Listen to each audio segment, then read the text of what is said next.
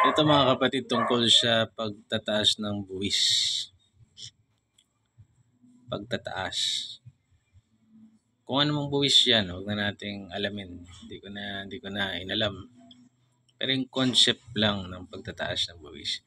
Maraming magsasabi, may proseso kasi yan, may batas, may ganito, may whatever processes na kailangan. Pero ang gusto ko lang itanong sa inyo, baka lang may makarinig, yung concept ng pagtataas ng buwis, saan man yan, whether it's amilyar, whether it's VAT, whether it's tax on ganitong whatever, capital gains tax, o kung ano man putang inang tax yan.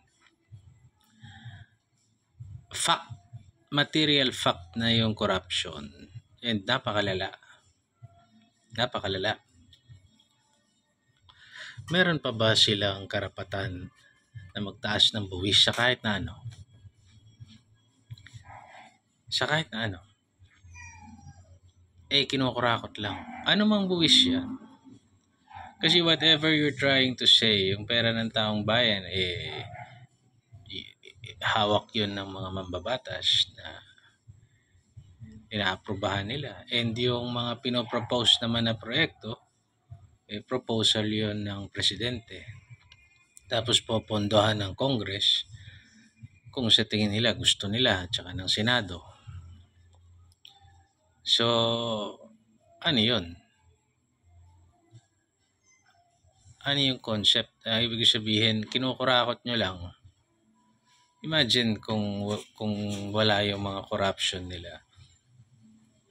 Kailangan pa ba yung taasan yung buwis? Sasabihin, kailangan magtaas ng buwis kasi may pangangailangan siya ganito.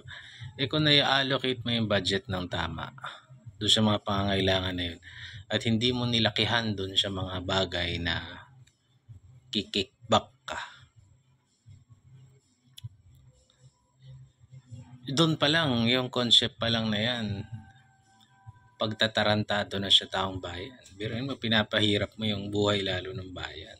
Tapos wala naman nakukuhang benefits protection sa'yo.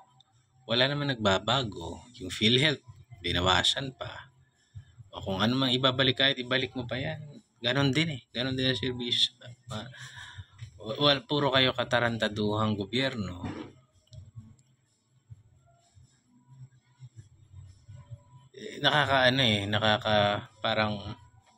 Para bagang yung concept niya ireklamo natin si Kiko Barsaga kasi yung ethics niya hindi maganda, tapos nagnanakaw kayo.